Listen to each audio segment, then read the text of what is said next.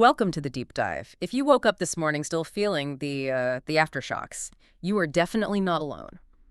We are dedicating this deep dive to what can only be described as a seismic event in the Premier League calendar.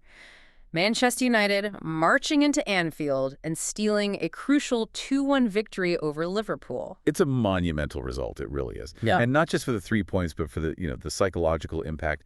Anfield is a fortress. We're talking about United's first win there in 9 years. 9 years? Blimey. Yeah, that kind of history, it just changes the gravity of the result entirely, doesn't it? Yeah. This victory wasn't just luck, it was deep tactical preparation, resilience, and frankly, some remarkable individual performances. Exactly. This is much more than just a quick look at the box score. We are going straight into the heart of it, pulling the raw, immediate, and often hilarious insights directly from the passionate heart of the support. We're talking fan forums, specifically Ritter Devils. We want to understand the true pulse of the club right now. What were the tactical masterstrokes? Which players earned a genuine redemption? And what does this unexpected high really mean for manager Ruben Amorim and the club's trajectory moving forward? Well, our mission today is to cut through all that euphoria and just establish a clear analytical blueprint of how this result happened. But let's ground ourselves first. The core facts remain. A 1-2 scoreline. You got Brian Mbeumo with a lightning-fast opener in the 2nd minute.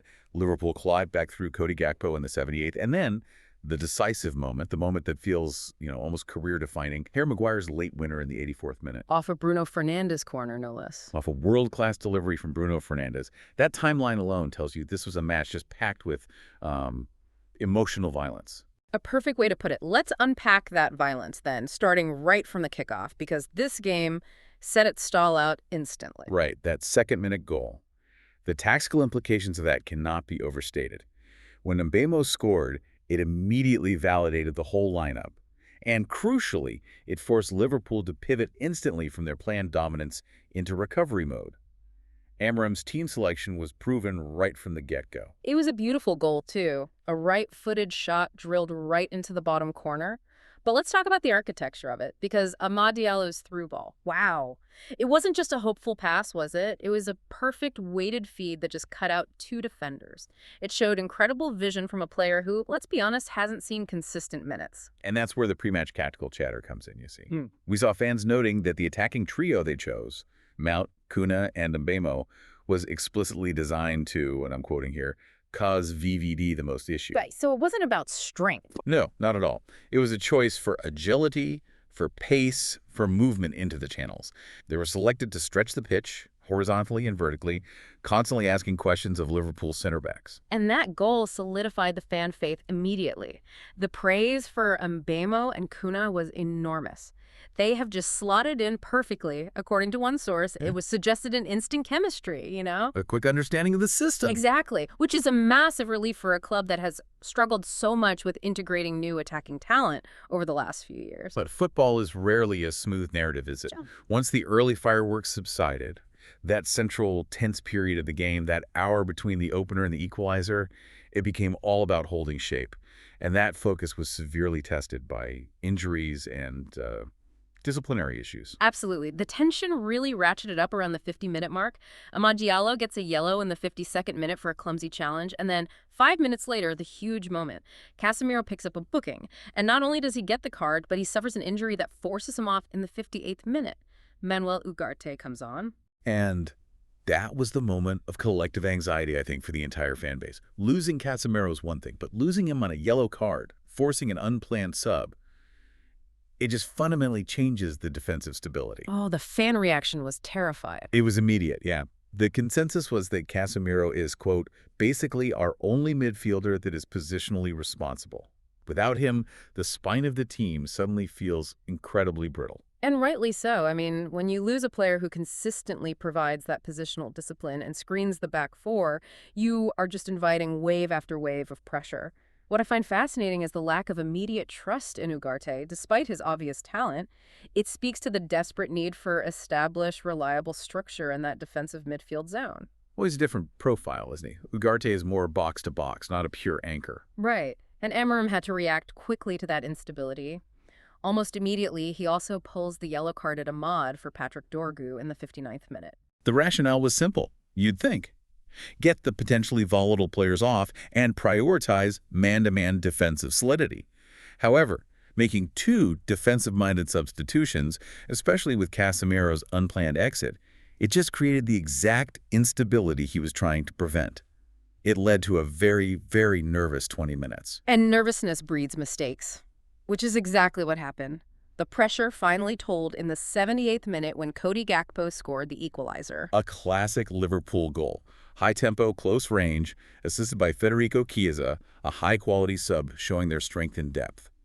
For a few minutes there, I think every neutral observer expected the historical United collapse to begin. Oh, absolutely. They had held the lead for 76 minutes, but conceding late so often signals the end of their resistance in these big fixtures. That feeling of inevitability was palpable among the fans, too, judging by the commentary. They acknowledged how close Liverpool had been earlier. One fan, maybe a bit sarcastically, thanked Gakpo for aiming for the woodwork earlier in the match. It just felt like the fine margins had finally gone against them. The typical Anfield ending? Exactly. But this is where the new mentality, perhaps a direct reflection of Amorim's influence, really shone through. Instead of collapsing, they immediately counterpunched.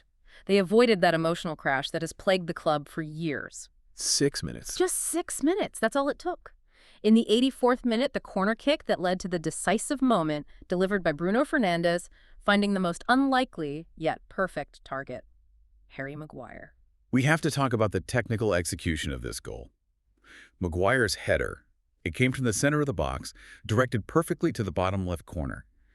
But what makes it genuinely brilliant is that he was moving backwards slightly while making contact, forcing him to head the ball down and across his body. That is incredibly difficult control for a center back under that kind of pressure. Especially in that moment of high drama. Exactly. And the delivery from Bruno was impeccable. Fans immediately called it a world-class assist. The timing was almost cinematic, wasn't it? Arriving just before Bruno was finally taken off, proving his worth right when the team needed him most. A beautiful narrative payoff for a player who, despite his talent, faces just constant scrutiny over his temperament and consistency. It was the perfect response. To absorb the emotional blow of that equalizer and then respond with a planned set-piece execution 6 minutes later. That is a sign of immense focus and belief.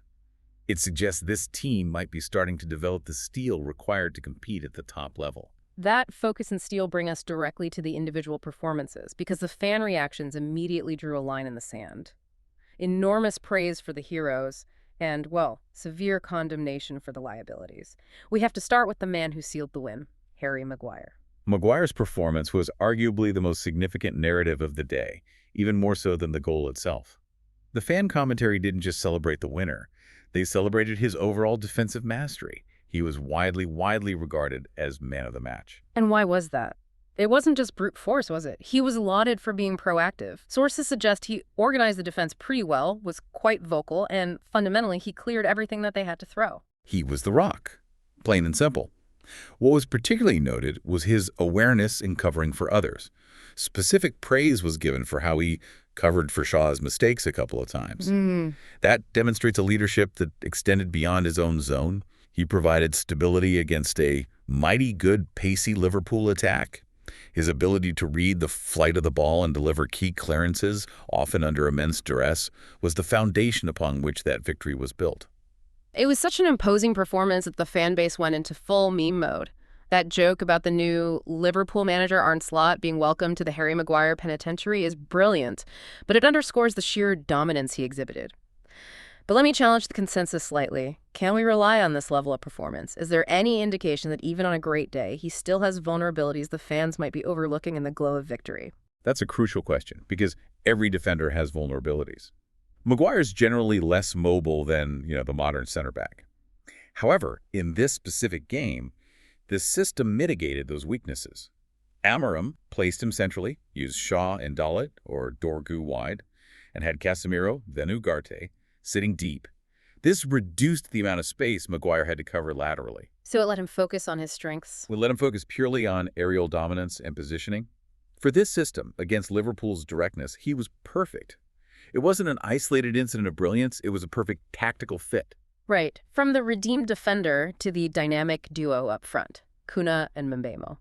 These two seem to be the new offensive standard bearers, but the sheer volume of praise for Cunha's technical ability is something else. The descriptions are, yeah, a bit hyperbolic, but they tell us a lot about what the team was previously lacking. His ball control was described as practically glued to his foot. Hmm. He was instantly labeled the cleverest on-the-ball player since we signed Bruno.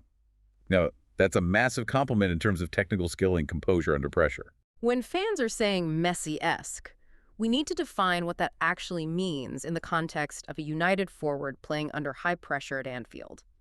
It's not about scoring goals like Messi, it's about retention, isn't it? Precisely. It's about being the vital outball. When Liverpool pressed intensely, which they do relentlessly, Cunha didn't panic and just hoofed the ball. He held possession, used his body, and crucially drew fouls in dangerous areas. Relieving the pressure. Exactly. It relieves pressure on the defense and allows the midfield time to push up and reset. This insane hold-up and build-up capability means he acts as a pressure valve. He turns defense into a stable platform for attack, buying 4 or 5 seconds that feel like 4 or 5 minutes in a game like that. And Mbeumo complemented that perfectly. He got the opener, but his underlying role was just tactical brilliance. Yes, Mbeumo provides the directness that Cunha's hold-up play facilitates. He was constantly running into the channels and exploiting that specific vulnerability we discussed earlier. The space Virgil van Dijk leaves when he has to commit. Right, when he's drawn out of his comfort zone. Mbeumo's pace and intelligent runs meant that the threat was constant, ensuring Liverpool's high line was always second-guessing itself. Shifting gears, let's talk goalkeepers. Sene Lammens, making only his second start for the club, received huge, unexpected credit. What was it about his performance that resonated so deeply with the fans? Lammens' impact was fundamentally psychological. For a club that has struggled so much with instability and errors in goal, Lammens provided a sense of calm reliability. Fans stated explicitly they felt more confident with him in goal, and confidence in football is transferable. It spreads through the backline. We have to be specific here, though, because confidence is intangible. What did he do well that previous keepers, particularly Onana, might have struggled with? 2 critical things were highlighted. First, his control of set pieces. He successfully punched a ball out from a corner. Now that sounds routine, but for United, set-piece fragility has been a noted historical weakness. It creates chaos in the box. And Lammens dealing with it competently just diffused panic. Second, his positioning in a high-pressure moment, blocking the angle effectively for Salah in a one-on-one. He did the basics perfectly, and sometimes that's all the shaky defense needs. That level of positive impact is so strong that fans are now seriously revisiting past recruitment decisions. Some are suggesting Onana might be ETH's worst signing. It's striking how quickly a positive debut can rewrite the narrative. It speaks volumes about the emotional investment fans have, doesn't it? When a keeper performs, they are seen as the key to solving the defensive crisis. Lammens' performance was a clean slate, offering assurance that the foundations are finally reliable. Now, on to the necessary criticism. We have to address the defensive liabilities, particularly Diogo Dalot and Patrick Dorgu, who came in for some heavy stick despite the win. Dalot was subjected to extensive criticism. He was branded a genuine liability and accused of having an absolute stinker. Yeah. The criticism centered not on his defensive tackling, but his distribution and his decision-making under pressure. It's the small, high-leverage errors that compound, isn't it? Clearing the ball straight to a defender repeatedly just breaks your counterattack momentum and invites immediate pressure back onto you. The sources mentioned fans losing their mind when he passed the ball perfectly to the LFC striker the second time. That's unacceptable at this level. And then there's Dorgu, a young player, only 20, who came into an intensely high-stakes environment. He was noted as being dreadful and not ready. While fans acknowledged his youth, his lack of close control and poor decision-making meant that his substitution immediately created a weak point that Liverpool just started to exploit. This brings us to a major point of tactical contradiction. Amorim chose to sub Ahmad for Dalot based on the belief that Dalot is a much better defender than Ahmad, prioritizing defensive solidity. Yet the fans felt Dalot's performance nearly jeopardized the entire game. Does this not expose a huge disconnect between the manager's theoretical assessment of a player's profile and their actual performance under high pressure? Absolutely. Amorim's logic was sound on paper. Dalot is theoretically a more disciplined defensive wingback than Ahmad, who's an attacking winger. But the tactical theory failed because Dalot couldn't execute the basics of possession and clearance. It just confirms that the system is only as strong as the weakest link on the day. That substitution was a calculated risk that arguably did not pay off in terms of performance quality, even though the result was secured later. This inherent contradiction and the eventual triumph bring us to the core discussion, the overall tactical framework. This wasn't a smash and grab victory, was it? It feels like Amorim engineered a specific plan to exploit very specific weaknesses. It was surgical. United weren't just lucky. They identified and targeted Virgil van Dijk. The strategy was clear: utilize wide winger and wing-back passes to continually stretch Liverpool's generally compact defense, and specifically, creating situations where VVD had to make high-stakes reactive decisions in open space. Okay, let's delve deeper into how they did this. It's easy to say exploit VVD, but what was the actual mechanism? The mechanism was the constant occupation of the channels and the space in front of the backline. United used Mount, Cunha, Mbeumo, and Diallo, all players with high mobility and strong ball control, to operate in that tricky area between Liverpool's midfield and their defense. Which forces VVD to make a decision. Exactly. It forces VVD to decide, do I step up and engage the player, or do I drop back and protect the space behind me? And VVD's weakness, according to the sources, is his poorer reaction times and decision-making when he's dragged into those specific zones, particularly against fast, agile runners. That's it. VVD is world-class when he can stand tall, command his box, and win aerial duels. But when forced to track a runner laterally, or when multiple players occupy the same small area, his decision-making latency increases. United strategically denied him the comfort of a 50-50 aerial contest against a traditional target man, like, say, Sesko.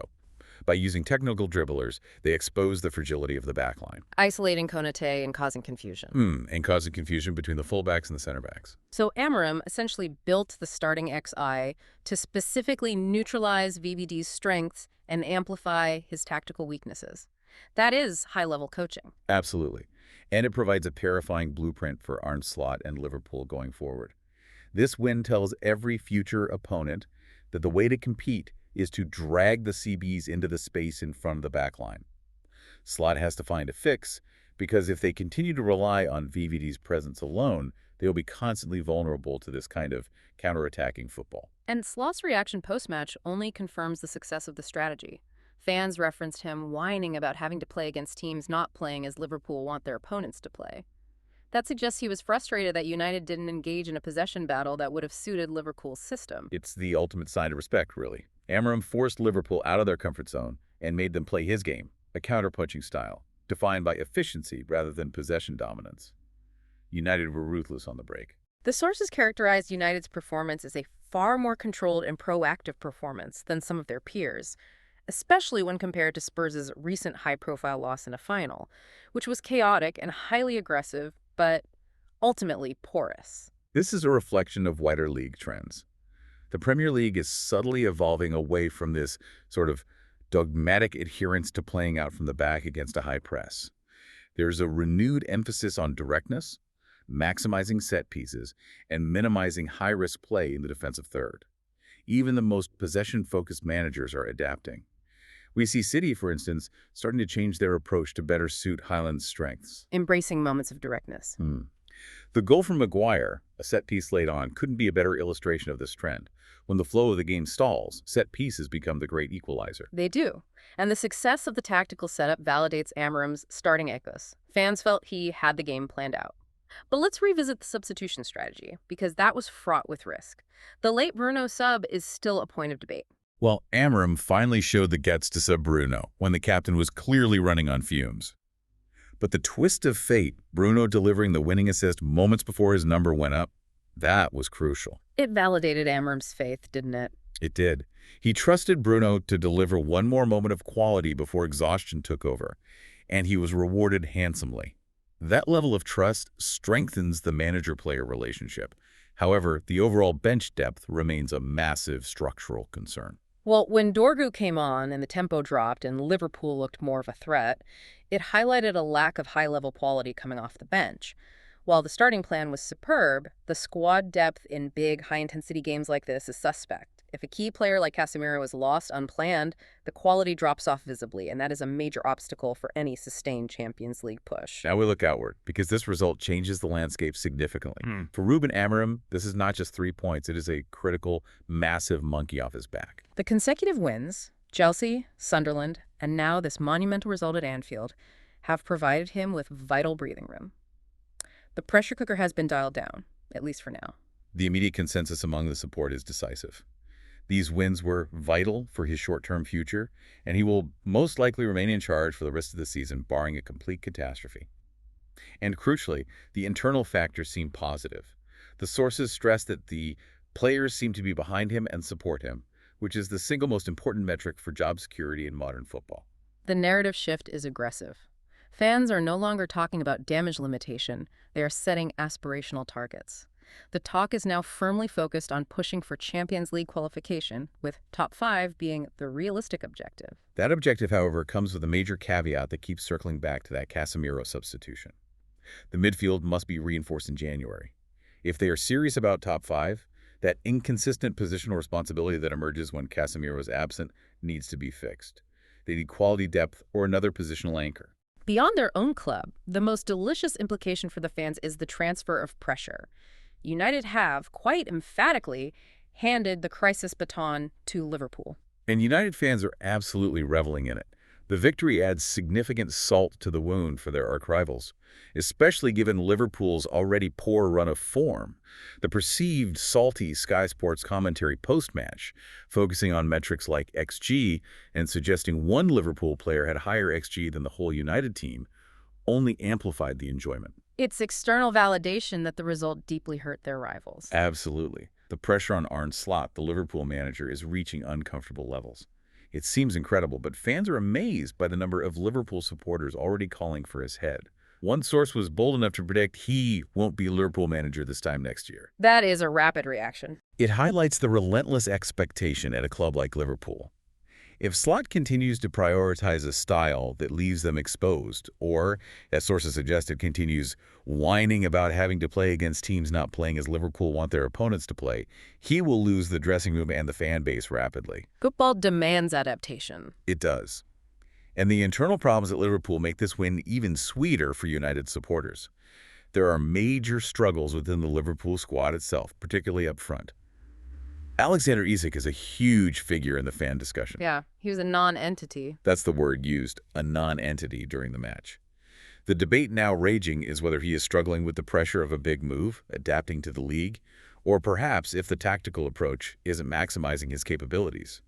His struggles mean Liverpool lack a true focal point. And we can't ignore Mohamed Salah. The analysis suggests that Salah's relatively poor form this season, and critically, his lack of off-the-ball work and tracking back, are huge factors in Liverpool's problems this season. That is massive. If one of your world-class players isn't pulling his weight into the defensive phase, it puts intolerable pressure on the fullbacks and the center backs. It creates a domino effect. United's victory, therefore, was not just about their tactical brilliance, but also about ruthlessly exploiting the systemic dysfunction caused by key Liverpool players not adhering to high-intensity defensive duties. It makes the win feel less fluky and more deserved. Right, but we have to inject a final dose of realism before we get carried away. History provides a stark warning, and the focus must immediately shift to the next test, Brighton. This is the critical moment for momentum. A fan referenced last season's high point, a positive result at Anfield, being immediately followed by an awful performance and heavy defeat by Brighton. That memory is haunting the fan base. The critical need is for this win to be the catalyst that helps them finally start turning these potential landmark results into momentum.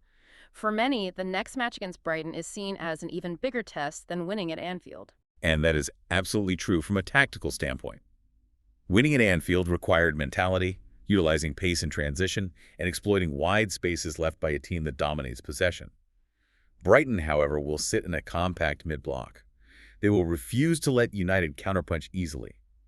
Beating Brighton requires patience, precision, and the ability to break down a low block, precisely the kind of play United has historically struggled with. It's a completely different challenge. It is. If they fail to secure a result against Brighton, this monumental win at Anfield risks being remembered as a glorious but isolated anomaly. What an emotionally charged result, and what a fascinating dive into the immediate aftermath. To synthesize the key elements that delivered this landmark victory, you have Mbeumo's blistering speed and early clinical finish, Harry Maguire's complete defensive dominance and redemption arc, Cunha's Messi-esque control acting as that indispensable pressure valve. And Lemons providing the calm, solid assurance in goal that this team so desperately needed. This victory was the perfect storm. a blend of individual brilliance and a successful tactical plan that ruthlessly exposed the weaknesses of a major rival. And if we connect this result to the broader narrative of the club, this was more than 3 points. It was a psychological inflection point. It injects vital confidence into a fractured structure. The evidence of the players backing the manager is clear, and results like this provide the leadership, specifically Ineos, with the solid justification they need to trust the medium-term process and ignore the external noise demanding instant panicked change. This win buys Amorim crucial time. It buys him time, and it fosters belief that the foundation he is building can support top-level competition. It certainly feels like a turning point. We've seen how tactical mastery, specifically that VVD exploitation blueprint and sheer willpower, epitomized by Cunha's ability to hold the ball under suffocating pressure, delivered a landmark win. But here is a provocative takeaway for you, the listener, as you look forward to the rest of the season. We know United still has systemic, positional weaknesses, poor quality depth at fullback, and the lack of midfield control once Casemiro is off the pitch. Can a team relying so heavily on the high-risk, high-reward art of the counterpunch truly sustain a challenge for a Champions League spot? Or will they falter against the next 10 opponents who refuse to let them play that way, forcing them to take possession and break down a stubborn, deep defensive block? That is the real test of whether this result was an isolated high or the birth of a genuine contender.